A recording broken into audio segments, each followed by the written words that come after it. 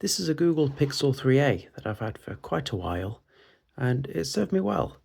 It's a budget phone and nearly 7 years old now, but instead of leaving it in a drawer to gather dust, I thought we'd try and make it into something useful. So this is only a cheap phone, but it's got an excellent camera on it, and functionally it still works fine. I was thinking this would make a good time-lapse camera or maybe a digital display, anything really. Now I could just keep this permanently plugged into a charger, but I've heard that's not great for an old battery, and this battery is quite old at this point. So the plan here is to remove it and power it directly from a USB power source. Getting into the phone was relatively easy. The glue around the screen is quite dry at this point, so I didn't bother with a heat gun. Once the screen is off, you've now got to take apart the mid-frame, which is held on by a load of screws. Once that's off, we're in. The battery is held in place by two quick-release adhesive strips that unfortunately snapped on me, so I had to go with my spudger and try and pry it away. Given how many cycles are on this battery, I was quite surprised to find it in physically such a good condition. There was no sign of swelling at all. At this point, I reassembled everything and tried plugging in a charger to see if it'd boot straight from that, but as I expected, there was no sign of life. Just looking at the battery, we've got the cell itself, and then we've got the PCB above it. This is the protection circuit for the battery, so it monitors the cell's temperature and voltage and cuts it off if it's too low, if there's too much current, that sort of thing.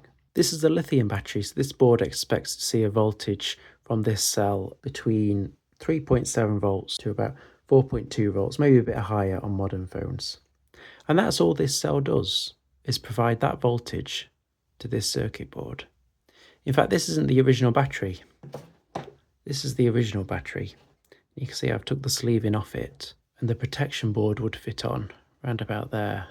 So in theory, we can get rid of the cell and supply our own voltage to this board, and the phone won't know the difference. That's what I'm hoping.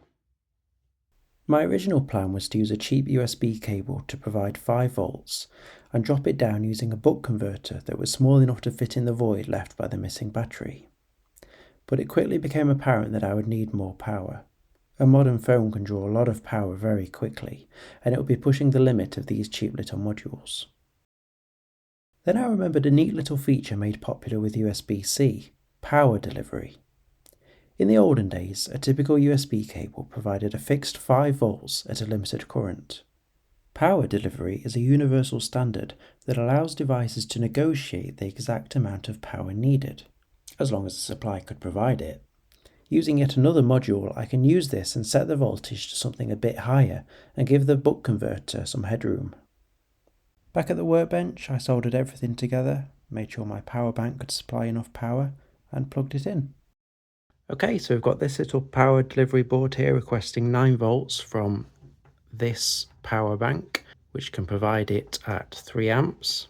That feeds into this little module, which steps it down to 4.1 volts, which is what the phone roughly expects from a charged battery. That feeds in to here. Let's see if I can show you. That feeds into the battery's circuit board, which feeds into the phone, and I've just got the screen loosely attached on top, but I've not put the mid-frame in. Right, let's see if it boots. Well, we've got power.